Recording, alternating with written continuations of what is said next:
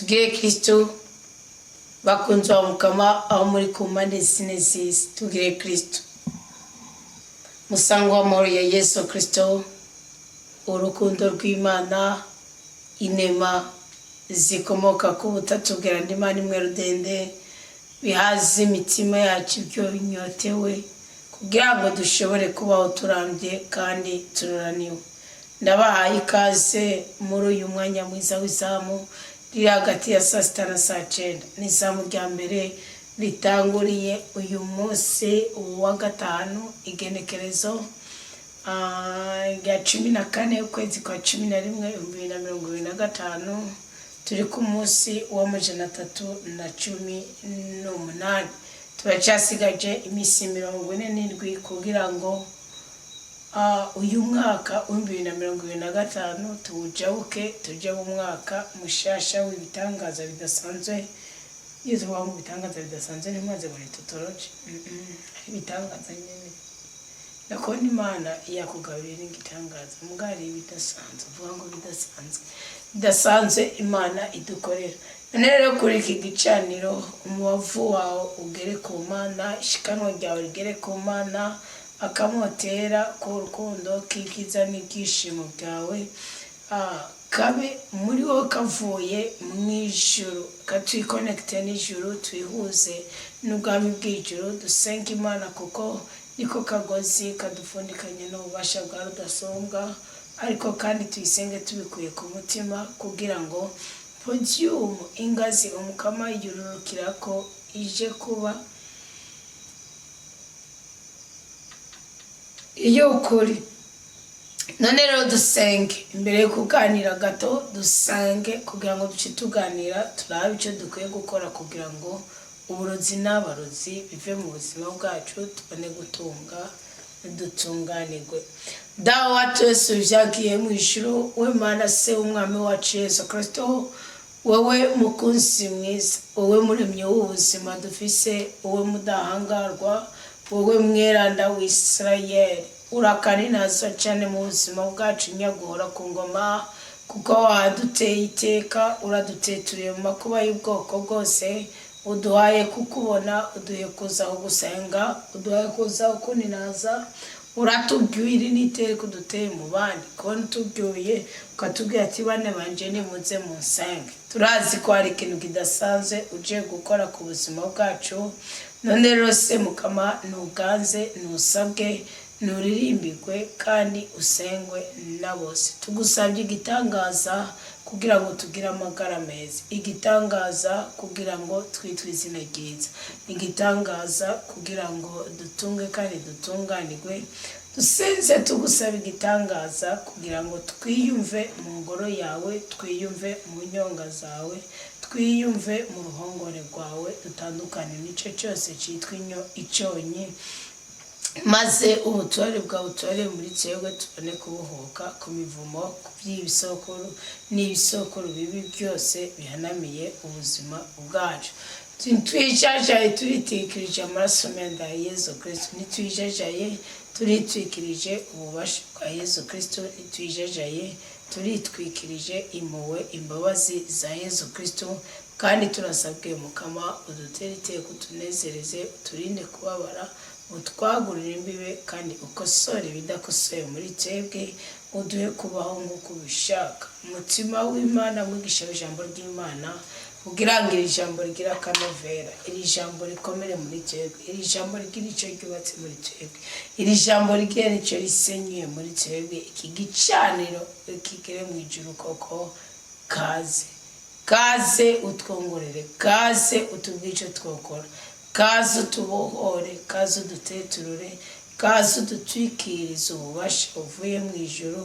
Tunezezwe n'icyo Imana yaduhaye kuba cyo, kandi birangire tubaye abanyamugisha, kandi birangire tubaye abanyagikundiro, kandi birangire dukuwe ko ibivumo y'ubwoko bwose. Amen, amen, Haleluya. Nuko tugire Kristo bakundwa mukama. Ndabakengurukiye mwebwe mukurikirana ijambo ry'Imana rica muri muvukano wa studio Restaurant Komera Kristo ni muzima. Mumaze gutahura umubavu, mumaze gutahura udukwi, mumaze gutahura igicaniro naho mukibandanya kandi iri joro rero iki gitondo tuje gucana umubavu, tuje gucana igicaniro cyo kwica umurozi. Ubundi ubuzima bw'uyu munsi tubayemo turabangamiwe n'ikintu bita umurozi cyane. Abana baragishano cyane, ingozi yasambuka cyane, abagore baryana rwose, abasanzi turagwije rwose kwa mu mutwe.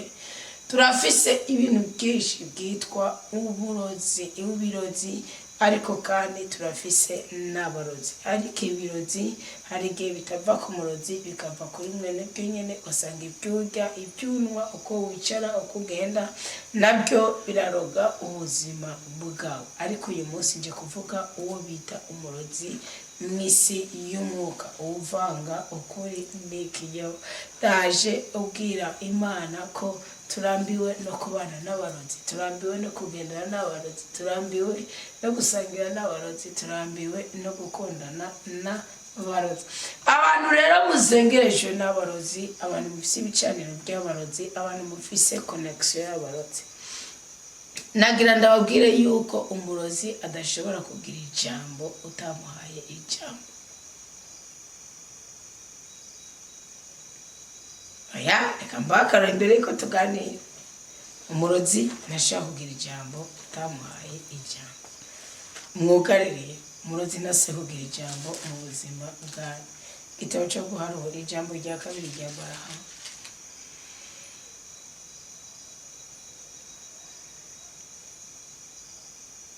Mvirize kadufatiye kuri ijambo rya mbere rya Barahamu. Hanyuma umukama ashira ijambo mu kanwa ka Barahamu avuga ati subira kwa Baraki uvuge iryo nyene. Barahamu asubira kwa Baraki asenga ahagaze iruhande ya ya nkuka yiwe hamwe n'abakuru bose ba Mowabu. Hanyuma Barahamu yivuga muri aya majambo: Baraki umwami wa Mowabu yankuye Aramu, niwe yankuye mu mitumba yo mu buseruko, avuga ati ingumvumire Yakobo ngusibe Isirayeli. Novuma gute utavumwe n'Imana, worugwa gute n'umwana w'umuntu? Abo baroze mumbabarire, nje kubavugutira umuti, sinje kubakekeza naco byumbanira. Uko ndababona ndi kwisonga ry'ibitandara, uko ndabihweza ndi hejuru ku mitumba, mbona abantu bibera ukwabo kandi bataja mu rutonde rw'amakungu. Ninde yoharura bene Yakobo bangana n'umukungu? N'abantu bibera ukwabo.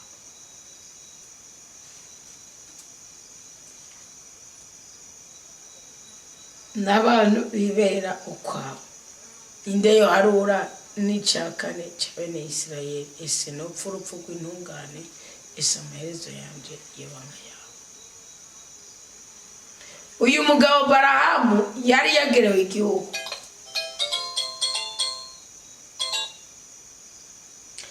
Ageregwa ubutunzi bwose bwo mu gihugu. Ageregwa n'umwami agaba akaganza. Amugerera afise intego yuko aza kumuvumira abantu b'Isirayeli. Kandi ndababwiza ukuri ko abanyisirayeli batari beranda. Oya, umuvumo wari ufise ahuje. Ariko kuko bari ku gicaniro cy'umukama, kuko bariko baragendana n'umukama, ntibyakunda yuko abavuma. Imana nyine ubwayo niyo yacihakararira icyubahiro cyayo. Iyo Imana bari bivumira yari kumenya ingene bitunganye ikabikora. Mugabo ko bavumwa n'undi muntu kubera ubushobozi ibireba ibinyamare babwiwe nticyakunda. Byumvikana yuko iyo Imana itagutanze, iyo utababaje Imana, iyo utagerageje Imana, iyo utagwanyije Imana, umwasi wawe nawe wamugwanya n'ifuti.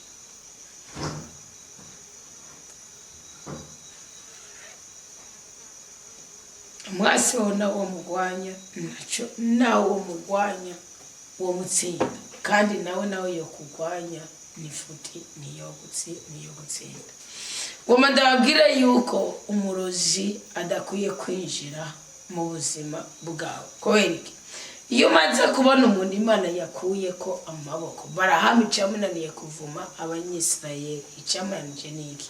Nuko Imana itari bwabavume, nawe ubwiwe yabyivugiye.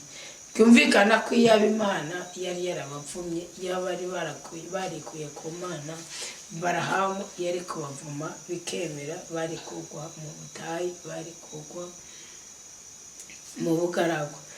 Bibiliya iravuga ku kintu cyitwa umurozi. Biravuga ngo ntuzoreke umugore aroga ngo abeho.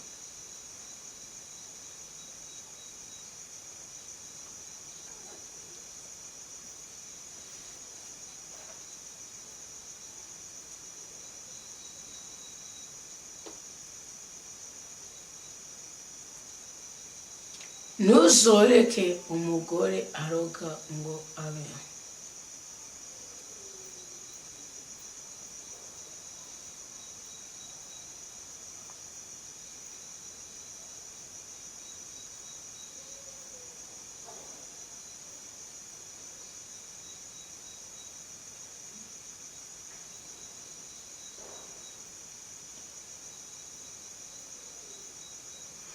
Murumva ko Bibiliya itatwemera kureka umuntu w'umurozi ngo abandanye yidegembya.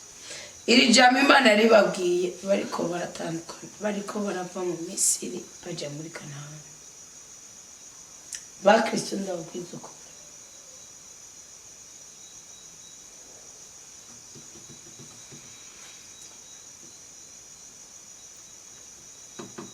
nimba hari ikintu kibabaza Imana ni kwifatanya. Abakristo benshi mwifatanije n'abarozi, kandi abarozi barabahenda mukemera. Wowe iyo bagiye gutambira Imana zabo ntimubakoma, muga murababwira ngo tujane gusenga, mukababwira ni koko ko bashaka kubokerayo, ariko none ibyamubamira ni ibi.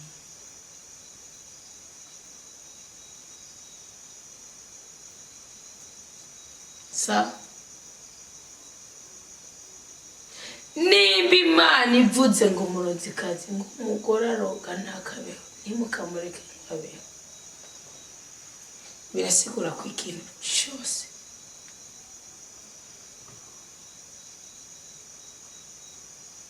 keza n'umunezero kiguhindurira izina, iyo kidakomoka ku butware bw'Imana, iyo kidakomoka ku bubasha bw'Imana, ni byiza yuko ucecekera.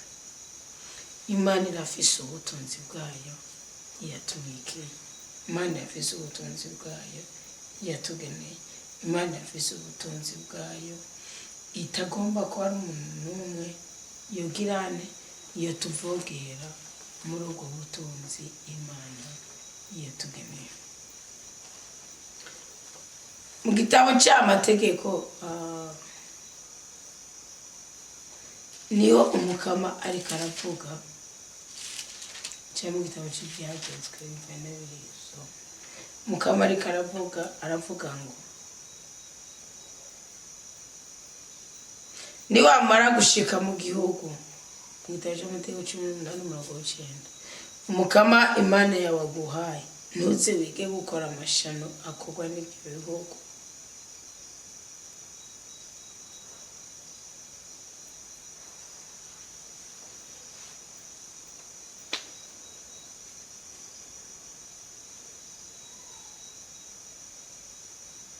Ntuze wige gukora amashano akorwa n'ibyo bihugu uzohasanga. Ntihaze haboneke iwawe umuntu n'umwe aturira umuhungu wiwe cyangwa umukobwa wiwe nk'ishikano, apfumura, agendereza, aragura cyangwa aroga.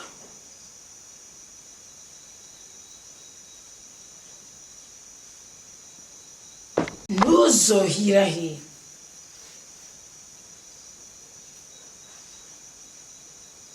Ushingirane n'umuntu aroga, ariko iby'uyu munsi byaramaze kuyangara, iby'uyu munsi byaramaze kuvangatirana. Ubundi umurozi, umuntu wese Nehemiya yaravuze ngo burya bagaragaje umutima nk'uw'abarozi, barabamutangiriye kuja kubaka igisagara ciyo. yavuye baramutangira.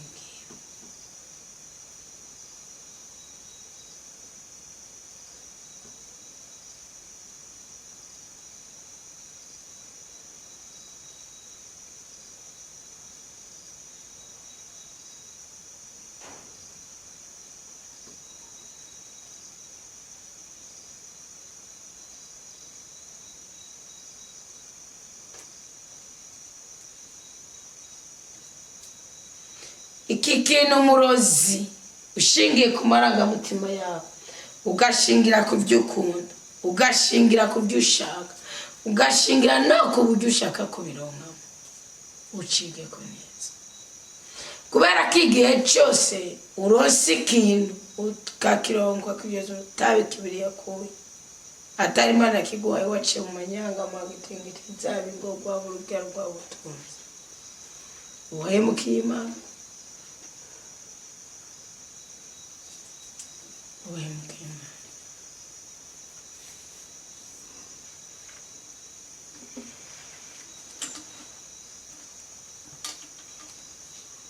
Ubuhemukiye Imana kandi ubuhemutse, icyo gihe rero Imana irakubwira ngo wicwe. Rero nturindire kwicwa, nturindire guhonywa, nturinde kugawa, nturinde gusuzugurwa, oyaye byirekere wegere Imana, byirekere wegere Imana, iguha umugisha, iguha umugwiza, iguha amahoro, iguha ubwenge, iguhe n'ubweranda. Ngiye ba Nehemiya bariko barasana uruhome rwabo rw'i Yerusalemu,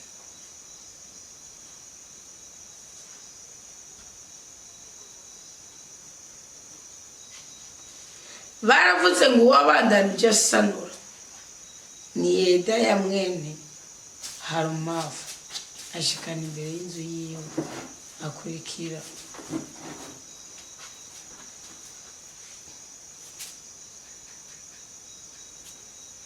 Iyo ariko aravuga uko bagiye bakurikirana mu gusanura, urumva ko hari ikintu Imana yagenye muri bo, ariko kubera icyo kintu Imana yagenye muri bo kandi bakaba babikora neza, uwaje kubivanga.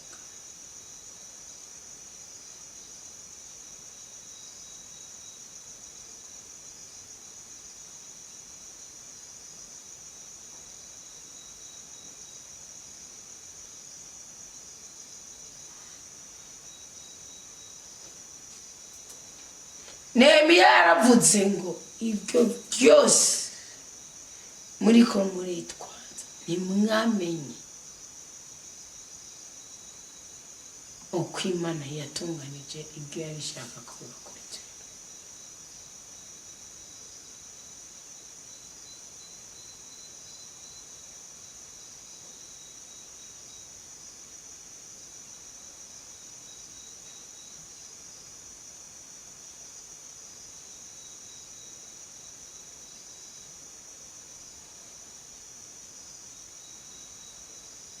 Ntihakagire ikintu na kimwe gihushanye n'itegeko ry'Imana witwararika kuko bizira. Reka tuganire gato ku mfunguruzo zishobora kugururira umurozi gukorera muri wewe kandi usenga. Izi mfunguruzo ni nk'iziguhuza n'umutima wo kwicuza, umutima wo guhuzagirika, umutima wo guhuruduka, umutima wo kumena ibanga, umutima wo guta uwakuba. Icyambere gutakaza ukuri. Yesu Kristo yaravuze, Yohana arabyandika mu Yohana 8 cy'inkuru nziza ku murongo wa 31, ngo muzomenya ukuri nako kuri kuzobagira abidegemvya. Mashaka Yesu Kristo wacu umusomwa avuga ati je ntibigera tumbata umuntu.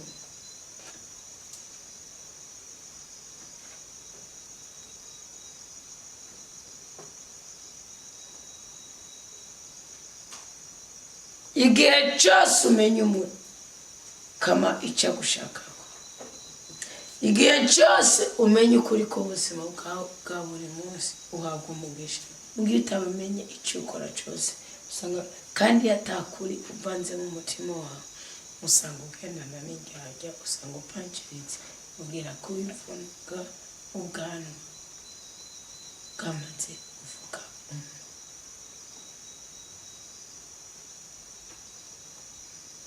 gira cyose ubonye ikintu kitari ukuri nturindire ko ubwanwa vuga, nturindire ko inkoni y'Imana ihaguruka. Oya, kuko kutamenya ukuri, gutakaza ukuri, ndabwije ukuri ni nko gukorora ibirenge byawe. Wakugwa nuko uzi koga cyangwa se cyoshimiza cyangwa gutabariza ari hejuru. Icya kabiri, kudahigura umuhigo. Gituma abarozi baturoga bikemera badusumbya ibicanira, baraguza kenshi, baterekera kenshi. Ibyo bakora byose ni ibyaha, kandi ibyaha biramya, birinaza shetani. Natwe twabwirizwa gusenga ibyo dukora byose bikaba iby'urukundo kugira ngo turamye Imana yacu ibone gukora. None nituyiramya, nituyitera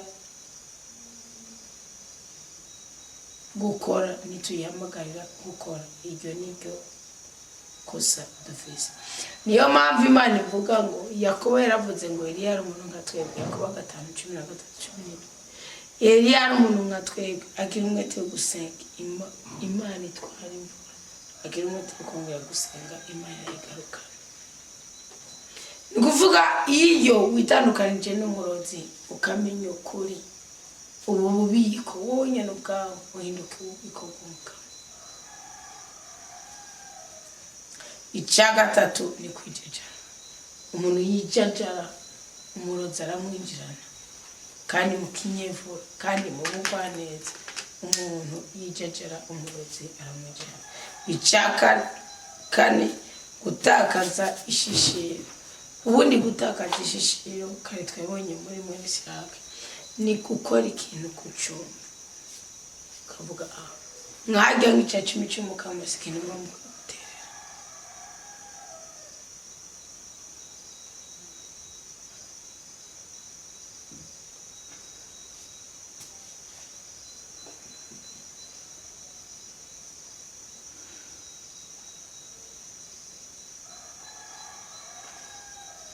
Gutakaza ishishiro ni ikintu kibi. Kubera iki? Ubutanzi uvuga ngo ni itegeko, umugabo ntumenye ko ubundi nk'abapfumu afuma akubwira ahantu uza kuja ngo ugakebeza nk'inyuma y'inzu cyangwa iki, mugana buri kintu cy'umwuka n'icy'umubiri akubwira. None iyo mureke gutakaza ishishiro, ubwira Imana ko ari amashimwe, ubwira Imana ko ari ugusaba, niho duheza tukamenya abo gusaba uko bangana nabo gushima uko bangana, ni nayo twubakiwe kwingana. 5, kubahiriza.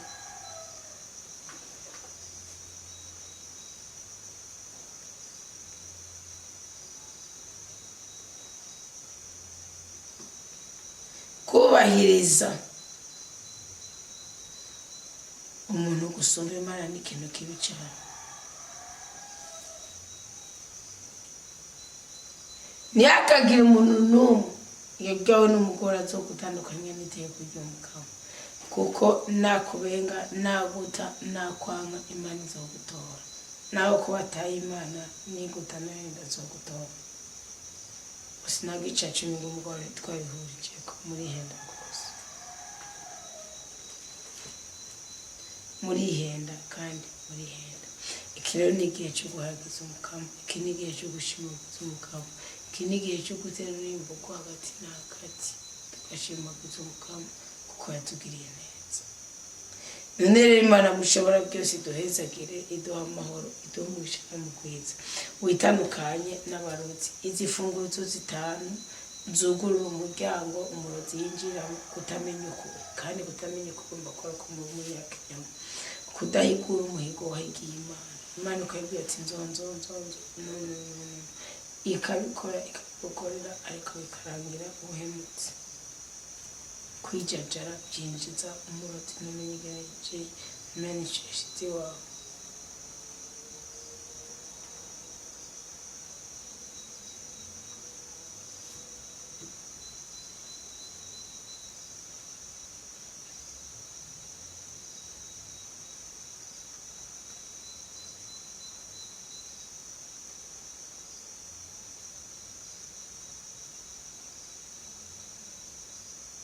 iri jambo kubahiriza umuntu gusumba Imana muri kuriho. Kirazira kubaha itegeko ry'umuntu gusumba itegeko ry'Imana. Umuntu ntazokunze gutanga icatuma cy'umubona nuko n'abatabyumva. Hari igihe Imana ibishaka ubyumve ubikore, ikiguha agashimwe, iguha icyubahiro, wa muntu nawe abonera yakoyokwe abone kubimenya. None rero Imana nyine amahoro bishimire, ibanezereze, ibarinde kubabara. Ndabashimira mwe mwasenganye natwe ku gicaniro cya saa sita z'ijoro, kandi ndabashimiye namwe mucyo gusengana natwe ku gicaniro cya saa cyenda z'ijoro. Ndasabye Imana gushora byose ngo duhe amahoro, iturinde kubabara, twagura imbibi, kandi duteture mu makuba y'ubwoko bwose, iduhe umugisha w'ibyo dukeneye byose. Mwarahezagiwe cyane, mukomere. Kristo ni muzima kandi agira neza byose.